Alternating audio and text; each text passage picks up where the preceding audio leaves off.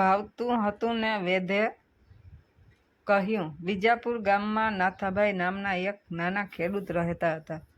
તેમને 2 પુત્રો હતા, અમિત અને સુમિત। તેમનો સામાન્ય પરિવાર હતો, તેથી દરેક નિર્ણય વિચારીને લેવો પડતો હતો। નાથાભાઈ ખૂબ જ સમજદાર અને શાંત સ્વભાવના હતા, પરંતુ મોટા પુત્ર અમિતને કોઈની સલાહ લેવી પસંદ નહોતી। જ્યારે નાનો પુત્ર સુમિત દરેક બાબતમાં પિતાની સલાહ લેવી એ પોતાની ફરજ માનતો હતો। એકવાર ગામમાં એક નવો બાંધકામવાળો પ્લોટ વેચવા માટે આવ્યો। અમિતે તરત જ નક્કી કરી લીધું કે આ પ્લોટ ખરીદી લેવો છે। પોતાનું ઘર બનાવવાનું સપનું પૂરું કરવું છે। પ્લોટની જગ્યા થોડી સારી હતી, પરંતુ ત્યાં પાણીની સગવડ નહોતી અને રસ્તો પણ સાંકડો હતો। અમિતને નાથાભાઈને કહ્યું, આ મકાનની જગ્યા સારી છે, અહીં રોકાણ કરવું જોઈએ। નાથાભાઈએ સમજાવ્યું, થોડો વિચાર કર, રસ્તો સારી રીતે વિકસિત નથી અને પાણીની સુવિધા ખૂબ જ મહત્વની છે। ગામના છેવાડે આવેલો પ્લોટ વધારે યોગ્ય રહેશે।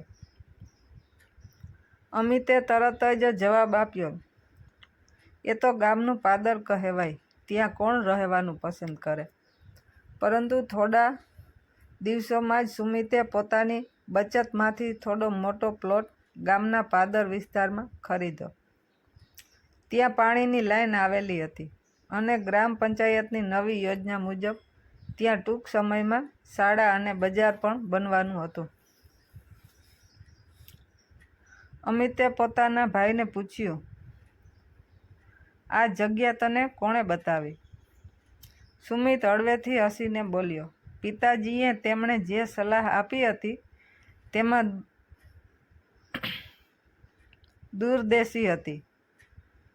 મને પણ એ જગ્યા ખૂબ જ ગમતી હતી અને તેમનો આશીર્વાદ મળ્યો એટલે આજે હું વિશ્વાસથી ખરીદી શક્યો। નાથાભાઈ પણ પ્રેમથી બોલ્યા, જ્યારે કોઈ વસ્તુ આપણને ખૂબ જ ગમતી હોય અને એ જ વસ્તુ માટે કોઈ શુભચિંતક વ્યક્તિ સલાહ આપે ત્યારે એવું લાગે કે ભાવતું હતું ને વેદે કહ્યું।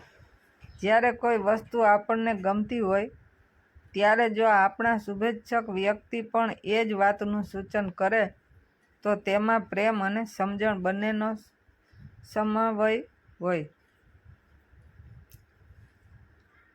આખરે એ સલાહ આપણું યોગ્ય માર્ગદર્શન કરે છે। ખરેખર કહેવાય છે ને કે ભાવતું હતું ને વેદે કહ્યું।